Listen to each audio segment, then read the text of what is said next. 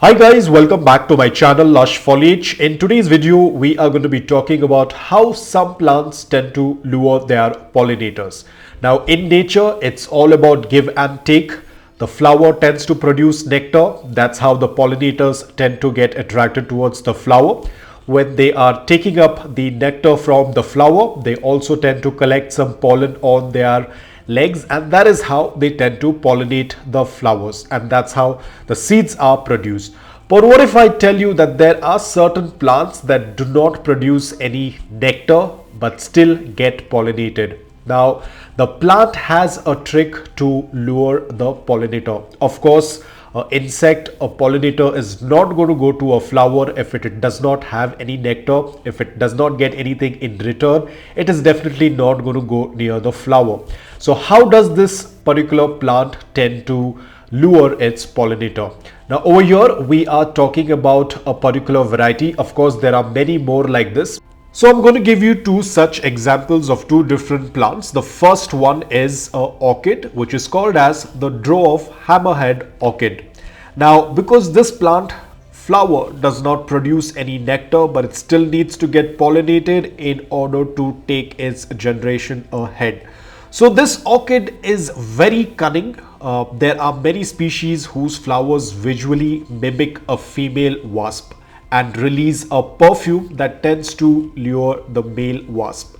The males will pollinate the orchid as they attempt to mate with it. So basically this particular orchid has a very good idea to attract its pollinator, because of course the pollinator is not going to come towards it because it does not have any nectar. So the flower of this orchid tends to have a scent that is chemically identical to the pheromones signals that are released by the female wasp in order to attract males to mate.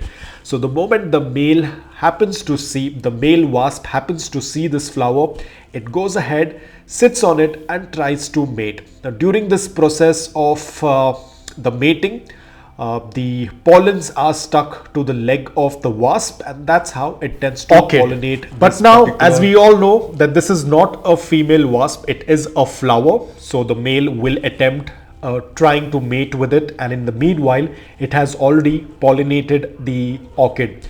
Once the flower has been pollinated, it's very interesting over here, because now the flower that was emitting those signals, those chemical signals, those pheromones in order to attract the wasp, now because it has been pollinated, its work is done. It will no longer emit any signals, or it is going to look less attractive towards the male wasp.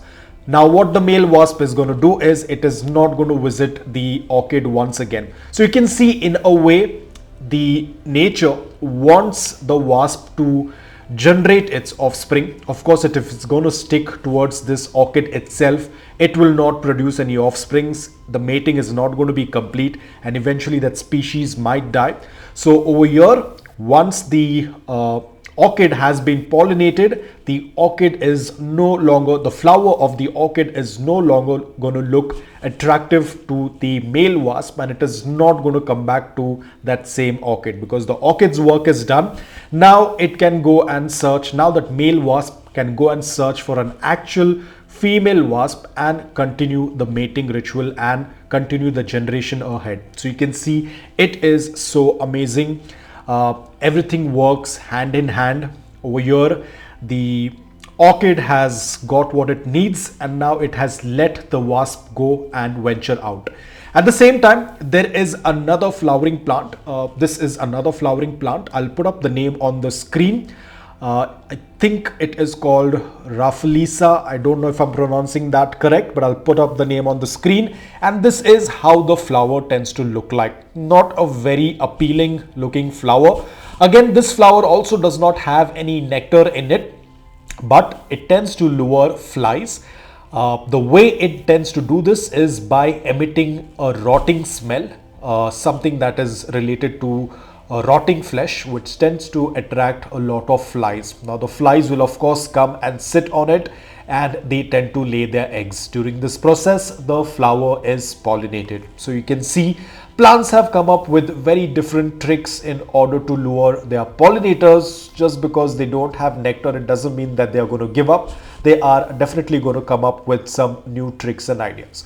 So these were just two examples. We never know how many more species are there in wild out there which have more interesting tricks in order to attract their pollinators. There could be a lot more which we still need to study and learn about, and of course a lot of researchers and biologists are continuously working on these to see what are the new things that we tend to discover in nature. So guys, I hope that you liked this video. If you did, please hit the like button, and if you're new to my channel, please consider subscribing to it. Until then, take care, stay safe and keep planting.